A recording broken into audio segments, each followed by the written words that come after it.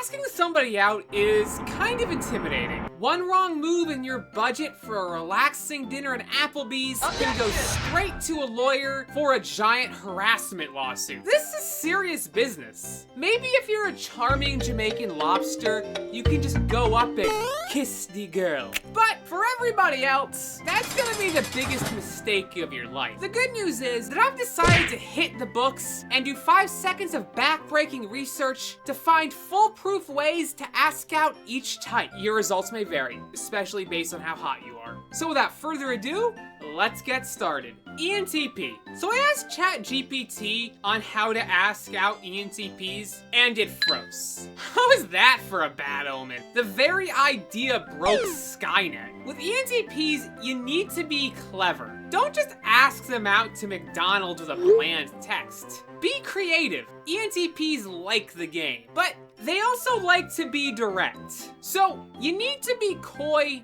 and straightforward. You know, I'm starting to understand why ChatGPT exploded. ISFP. Okay, slow down, partner. You don't just ask out an ISFP on the street. That'll scare them away. You need to ask them if you can ask them out first. ISFPs like to take things slow. That's what the S stands for. Try to compliment their style or something hard they're working on. And when it's time to ask them out, invite them to do something sensual, like breaking into a bubble wrap factory. They'll love that. INTJs. They say the way to a man's heart is through their stomach. But for INTJs, it's through PowerPoint. You gotta make a presentation for them on why you would be the best option for them. Then show them a 5-year plan that takes you two from OTP to world dictators. Then a 10-year plan where you're galactic dictators. ISTJs. ISTJs have a deep respect for tradition. They like old-fashioned dating. So make sure you ask their dad before you ask them out. Oh, and don't forget the GOAT for the dowry, ENFP. ENFPs are pretty darn easy. All you need to do is show some interest and they'll ask you out. It'll kind of be like a quick draw show where each of you is trying to send that first, hey, let's go out text. ESFJs. If you're an ESFJ, you find empathy hot.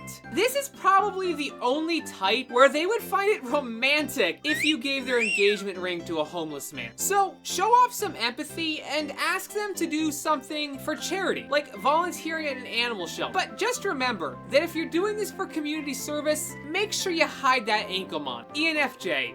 You don't just ask out an ENFJ. They're gonna see you coming from a mile away. And ENFJs are pretty careful with relationships. They get really vested really fast, so they've gotta watch their step. If you want to ask out an ENFJ, you should be friends first. Get to know them and form a deep connection. Then, once you have their trust, ask them out. Ask them to do something that has to do with self-growth, like a yoga class. They'll love that. ISTPs. Romance isn't exactly an ISTP's favorite thing. Decapitated flower corpses and boxes of Gamble chocolate won't get you very far with them. Like a heart isn't even shaped like a heart. If you want to ask out an ISTP, you gotta be direct. Don't dance around the bush, and ask them to do something tangible, especially something that will get them to show off their skills. So invite them to play with your pod racing arcade machine and have it set to break halfway through the game. They'll love working on it. ENTJs. You know, if you were going to make a lingerie set for ENTJs, it would just be a bunch of checkmark boxes. With ENTJs, you gotta be direct. They'll admire that. The minute you ask them out, check it off your checkmark list. And do this right in front of them. Then, show them your checkmark list. With all of the steps you've already done to ask them out, it should have all kinds of date preparations, like buying tickets for a 6-star restaurant. Because an ENTJ is never going to settle for 5 stars. ESTJs. With ESTJs,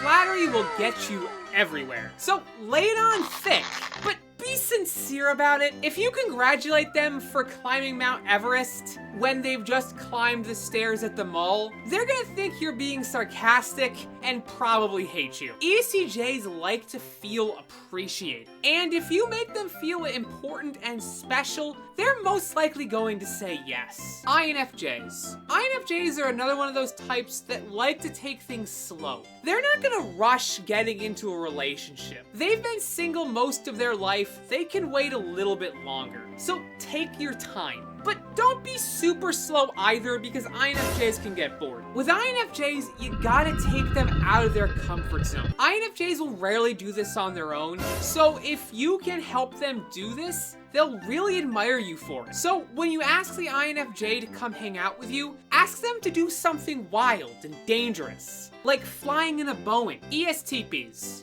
If you were to take a Nike shoe and bring it to life, it would become an ESTP. ESTPs like action. To them, talk is cheap. If you take them on a first date to a poetry night, they'll die. It'll be the world's first ever case of poeside. So when asking them out, you gotta be direct. Use as few words as possible. Ideally, use nothing but a set of grunts. Save your energy for actions, not flattery. Have something active planned, like axe throwing or an escape room, because ESTPs are really good at escape.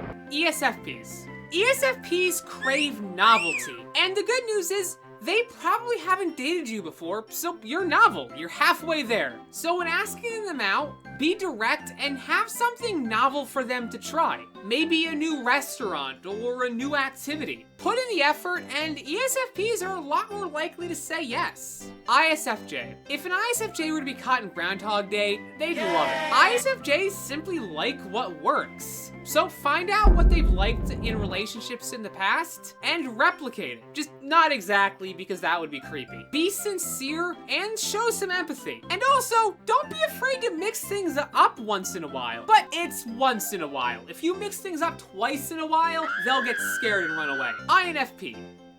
Before you can even think about asking an INFP out, you gotta get them to open up. Otherwise, you'll never see them again. INFPs are kind of careful with that kind of thing. You gotta prep them. To do that, all you need to do is get them to talk. INFPs seem like the shy type, but believe me, they're gabby. Find out what's one of their special interests and ask them about that. Once you get them to open up, they won't shut up, and then you can ask them out. INTP.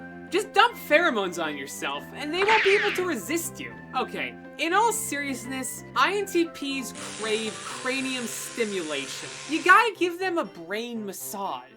Sadly, if you try to jam your hands into their ears, INTPs are going to get very upset. So you gotta massage their noggin with your words. INTPs crave mental stimulation. Talk about things that interest them and listen to them express their ideas too. And when you do ask them out, ask them to do something comfy that they've done before. If you give an INTP a good convo and their favorite Starbucks drink, well then you can start naming your babies right now. But one thing to keep in mind before you date any type: never stick yourself in a car with crazy. Make sure you learn the red flags of each type, and I've already made a video all about that right here. Thank you guys so much for watching. Special thanks to my patrons, and I'll catch you guys all next time.